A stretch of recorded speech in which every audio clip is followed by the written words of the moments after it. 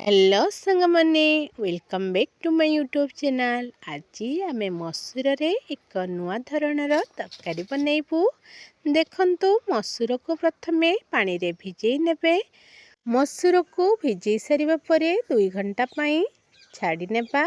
तापरे आम मसला तैयारी करिबा। एथिपाई मने सुखिला लंका, रसुण, अदा और पियाज।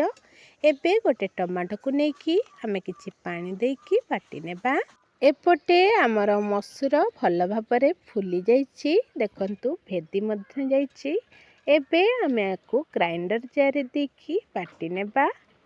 एमिति आपण माने ग्राइंडर रे देकी अल्प किछि पानी नेकी बहलिया करिकी आ चिकन करिकी बाटी नेबे। एबे आमे सही मसूर बटारे पकेबा स्वाद अनुଯାयी लूण आ हळदी गुंड। एपटे आमे कड़ाई गरम करिके सेथिरे दबा सनफ्लावर ऑयल।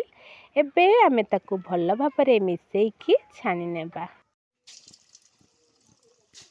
आपण मानक पाखरे जदि किछि परिबा अवेलेबल नाही, केवल डाली ही अच्छी आ बार बार डाली खाइके आपण माने विरक्ति भी हे गलेनी, तो एमितिका आइटम बनेकी खांतु। देखिबे गोटिए तरकारी रे ही आपण मानकर सबो भात उठी जिवो आ बहुत स्वादिया भी लागिवो।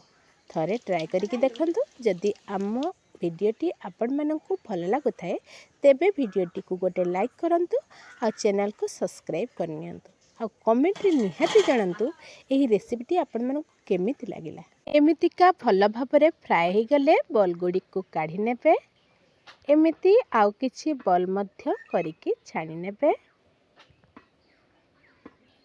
एति आउ किछि बनेकी मु छाणी नेली।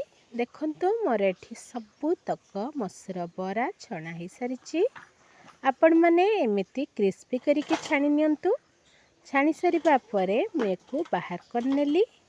एबे आमे सही कड़ाई रे आउ किछि आलू नेकी भाजी नेबा। मु एठी चोपा छाड़ेकी आलू नेकी भाजी नेउछि। एमिति आलू को प्राय 30% भाजी नेबे, बेसी भाजीबेनी। इठी हमर आलू भल भाबरे भाजी हे गलानी, तो आमे एको बाहर कर नबा।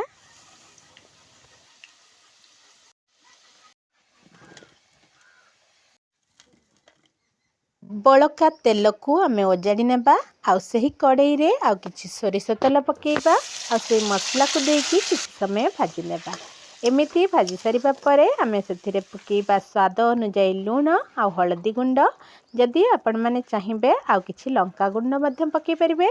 मु एठी लंका गुंड, जीरा गुंड ता सहित भारत मसला मध्य पकेइ नेछि। एबे आमे मसला को भल भाबरे कसी नेबा, जेमिति मसलार कंचा बास्नाटा बाहरी जिवो आउ भल भाबरे मसला जारी हे जिवो। एठी हमर मसला भल भाबरे जारी हे जाइछि, तो आमे भाजी की रखिथिबा आलू को पकेइकी ता सहित आउ किछि समय कसी नेबा।